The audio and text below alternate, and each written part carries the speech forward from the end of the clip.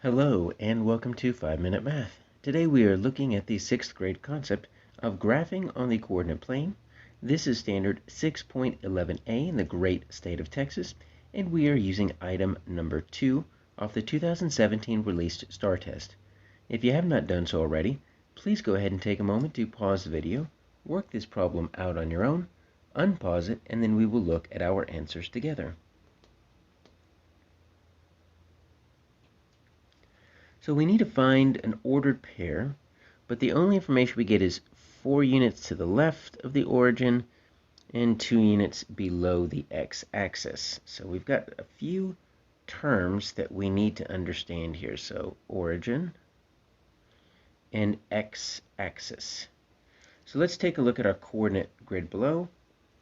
So it's kind of easy to find the x-axis, but in case you don't see it, it's labeled right here. So the x-axis runs from left to right. It's horizontal. And you see the numbers here.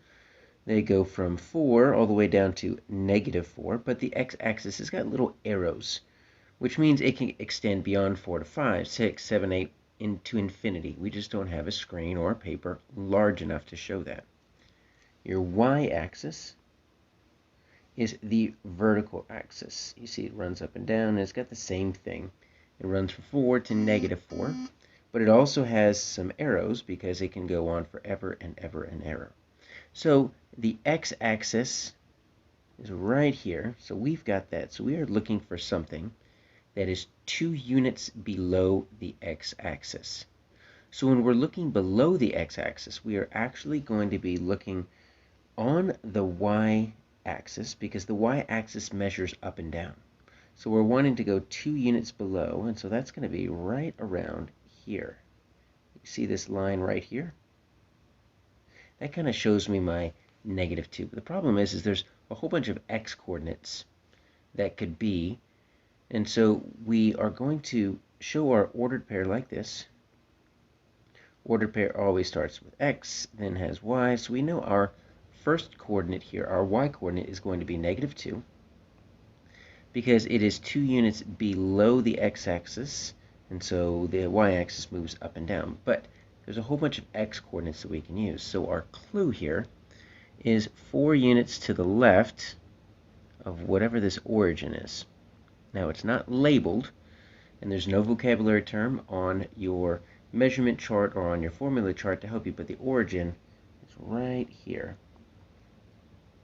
And once you think about it, it makes sense. The origin is really just the middle or the intersection. The origin is always 0, 0.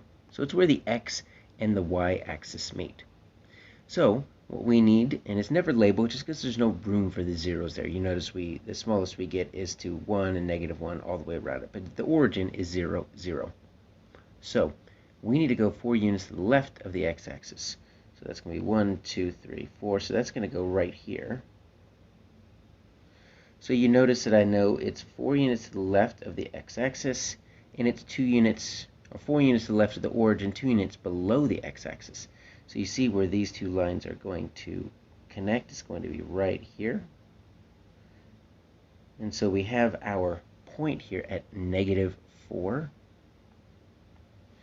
So it looks like our answer here is going to be -4, -2. Now let's just double check the other ones to make sure we didn't get anything wrong.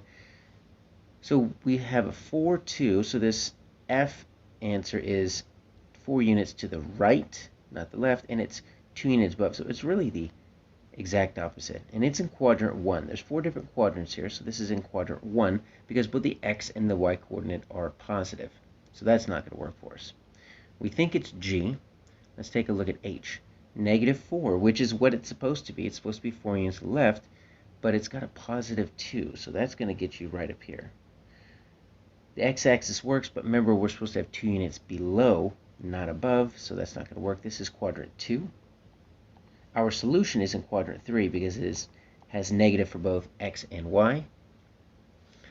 And so let's take a look at J. So it's +4, -2. So it's got 2 units below. It's on the correct y coordinate, but it's got the wrong x coordinate. This is quadrant 4. That's not what we need, so our answer is G.